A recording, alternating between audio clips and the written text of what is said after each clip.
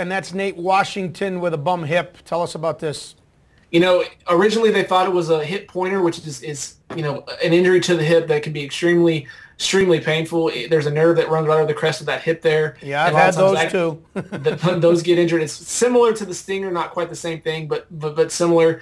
It's extremely tender to touch, but he injured it in the first quarter and then fell on it in the fourth quarter and aggravated it and was taken from the game. Fortunately, they're just saying it's a hip bruise. You guys know your hips right there. There's not a whole lot of padding, so if you fall on that, you can easily bruise the area. They're expecting him to play.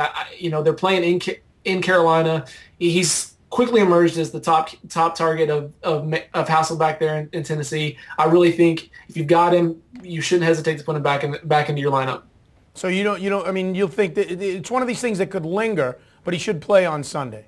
Yeah, he should play, and they'll likely pad it with some extra padding to protect the area. Especially if he takes a fall to that side. But the fact that it's not a hip pointer, it's a good indicator that this is something less severe, and that he'll try to give it a go. Quick comment on the Titans and the Hasselbeck thing. They're 4-4. They won 3 of their first 4. They've lost 3 of their last 4. It's really a turning point for their season. They're at Carolina, at Atlanta, then they play Tampa, then they're at Buffalo, then New Orleans, then they finish with Indy, Jacksonville, and Houston. I mean, this is a team that could make the playoffs. They got a veteran quarterback. It's really a key point for them in the season right now.